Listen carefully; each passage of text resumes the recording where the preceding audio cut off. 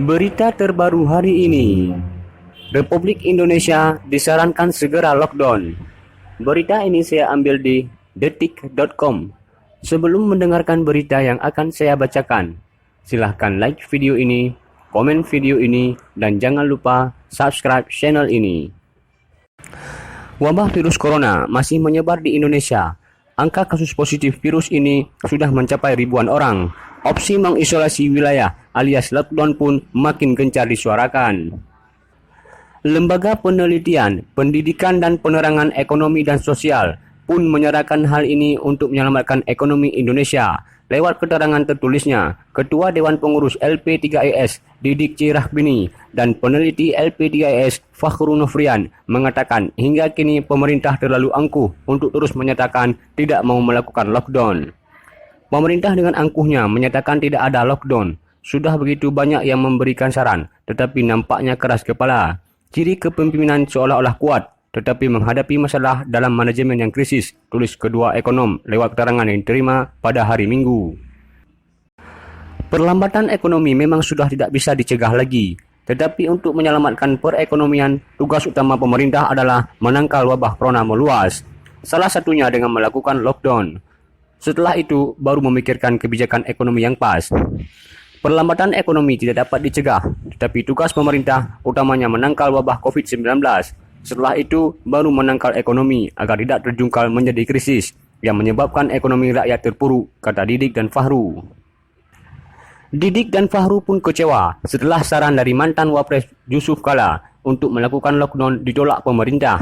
Padahal menurut keduanya, JK bukanlah orang baru di pemerintahan, bahkan lebih berpengalaman dibanding penghuni Istana Negara yang sekarang. Ekonom senior Indef Rajat Wibowo juga pernah mengatakan lockdown harus segera dilakukan. Pemerintah lebih harus tegas untuk melakukan pencegahan penyebaran virus dibanding mempertimbangkan perekonomian. Menurutnya, perekonomian saat ini sudah sangat tertekan karena virus corona. Penyelamatan terbaik adalah dengan mencegah wabah ini meluas. Kalau perlu, ambil langkah ekstrim untuk melakukan lockdown alias isolasi wilayah. Kalau mau menyelamatkan ekonomi, maka harus cegah wabahnya. Justru penyelamatan ekonomi paling bagus dan terbaik adalah mencegah wabahnya. Salah satunya lockdown, ungkap Rajat lewat diskusi telekonferensi Indef pada hari Selasa. Didik dan Fakhru menilai bahwa sejauh ini pemerintah terlihat ragu dan maju mundur dalam mengalokasikan dana APBN untuk menangani virus corona. Mereka menilai alokasi dana yang terus berubah mencerminkan kebijakan yang lemah dari pemerintah. Kebijakan anggaran yang ragu dan maju mundur mengalokasikan dana 19 triliun rupiah pada awalnya, beberapa hari kemudian lalu naik 27 triliun rupiah, kemudian naik lagi 60 triliun adalah kebijakan yang lemah. Pertanda pemerintahan tidak memiliki kepemimpinan yang kuat. Kalau berkaca pada luasnya masalah yang dihadapi rakyat Indonesia, kata Didik dan Fakhru. Berkaca kasus krisis ekonomi di tahun 2008, Didik dan Fakhru meminta agar pemerintah mengambil langkah tegas yang serupa yang dilakukan di tahun 2008. Saat itu, pemerintah tegas memotong anggaran kementerian dan lembaga hingga 10%, baik pusat dan daerah. Kali ini, di tengah wabah corona, mereka meminta pemerintah dan DPR memutuskan dengan tegas untuk memangkas anggaran hingga 20%. Kemudian dan tersebut dialihkan untuk membantu rakyat miskin, pekerja sektor informal, industri mikro, dan penanganan virus corona lainnya.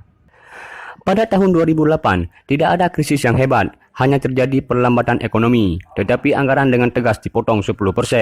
Pemerintah harus memimpin bersama DPR, memutuskan untuk memotong 20% anggaran seluruh kementerian dan daerah, kemudian mengalihkannya untuk pembiayaan corona, kata kedua ekonom ini. Penghematan pun harus dilakukan. Didik dan Fakhru menilai proyek besar strategis nasional yang menelan anggaran harus dibatalkan, paling minimal ditunda dulu. Sudah banyak saran, tapi tidak diputuskan segera agar proyek-proyek besar, mercusuar yang mewah dan berbiaya mahal harus dibatalkan setidaknya ditunda, sebut Didik dan Fakhru.